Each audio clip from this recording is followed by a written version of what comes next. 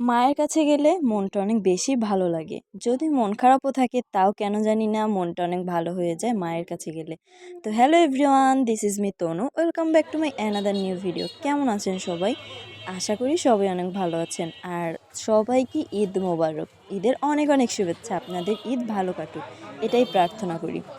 তো চলুন, এই যে আমরা বের হয়ে পড়েছি ঈদের মার্কেট একটু ঘোরাঘুরি করার জন্য। কারণ ঈদের মার্কেটে যে কি পরিমাণ ভিড় ছিল গাইস, আর এটা বিশেষ করে আপনাদের সাথে শেয়ার করার আমার অনেক বেশি ইচ্ছা ছিল। তো ভাবলাম যেহেতু বের হয়েছে আপনাদের সাথেও কিছুটা শেয়ার করি। এই তো এরপর হচ্ছে একটা কাজে এসেছিলাম, তো এখানে বসে আমি টুকটাক একটু ভিডিও করে নিচ্ছিলাম বাইরেটা দেখানোর জন্য, যে এখানে বেশ কতটা ভিড় ছিল। এখানে হচ্ছে বিশেষ করে হচ্ছে রিক্সা গাড়িগুলো অনেক বেশি হচ্ছে জ্যাম করে। আর এখানে দেখুন গাইজ, এটা হচ্ছে মেইন বলতে পারেন, মেইন হচ্ছে আকর্ষণ যেটা। এই যে দেখুন অবস্থাটা, এখানে যে মানে প্রতিটা জায়গায় জায়গায় মানুষ, রিক্সা গাড়ি, এত পরিমাণ বিরক্ত লাগছিল কি বলবো। দেন হচ্ছে আমরা চলে আসলাম হচ্ছে একটা বাটার দোকানে হচ্ছে জুতা কেনার জন্য। তো হচ্ছে মেইনলি আমার জুতা কেনার জন্য এই তো একটা পছন্দ করে নিলাম। আর আপনারা কিন্তু অবশ্যই এখানে আসতে পারেন, এখানে অনেক ইউনিক কালেকশন আছে। আপনারা চাইলে এখান থেকে কিনে নিতে পারেন। চকে হচ্ছে অনেকগুলো হচ্ছে তাদের আউটলেট রয়েছে। তো এই তো কেনাকাটা ডান। এখন হচ্ছে বাইরে যে পরিমাণ ভিড় গাইজ, আমার তো বের হতে ইচ্ছা করছিল না। দেন বের হয়ে হচ্ছে এক প্লেট ভেলপুরি নিয়ে নিলাম। আর এই মামার ভেলপুরিটা অনেক বেশি মজা, আপনারাও অবশ্যই চাইলে ট্রাই করে দেখতে পারেন।